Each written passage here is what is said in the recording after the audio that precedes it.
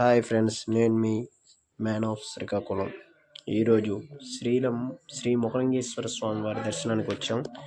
ఈ యొక్క ఆలయ చరిత్ర అనేది అమోఘమైనది. శ్రీముఖలింగం పేరులోనే చక్కని అర్థం ఉంది. శ్రీముఖలింగం అనే పదానికి పరమేశ్వరు లింగంలోని కనిపించుట అని అర్థము. ఈ దేవాలయంలోని శివలింగాన్ని ఏ దేశం నుంచి చూసినా, ఏ దశ నుంచి చూసినా మన దుక్కు చూస్తున్నట్లే ఉంటాయి.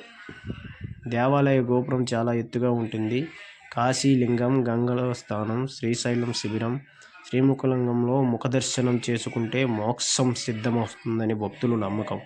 శ్రీముఖలింగేశ్వరుడి ఆలయం పక్కనే ఆంజనేయ స్వామి ఆలయం ఉంటుంది. భక్తులు శ్రీముఖలింగేశ్వరుని దర్శించిన తర్వాత ఆంజనేయ స్వామిని దర్శించుకోవడం ఇక్కడ ఆచారం. శ్రీముఖలింగేశ్వరుడు 3 చోట్ల ముక్కోణము ఆకారంలో 3 ఆలయంలో ఉన్నాయి.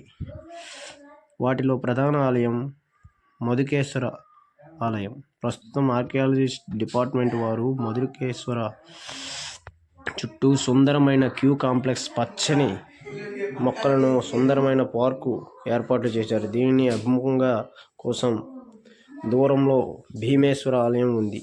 ఈ 2 ఆలయాల్లో కాస్త దూరం ఊరి ప్రథమంగా అనుగుణ వాస్తు పద్ధతిలో అద్భుత సోయగాలు కురిపిస్తాయి. సోమేశ్వరం ఆలయం భక్తులను ఆహ్వానించి పలుకుతున్నట్లుగా ఉంటుంది.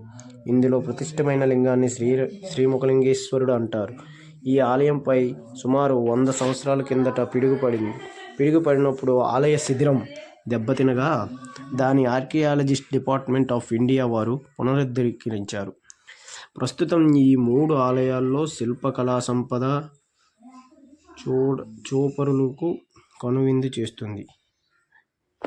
ఈ ఆలయ చాణక్య శిల్పకళా వైభవం దర్పణం పడుతుంది.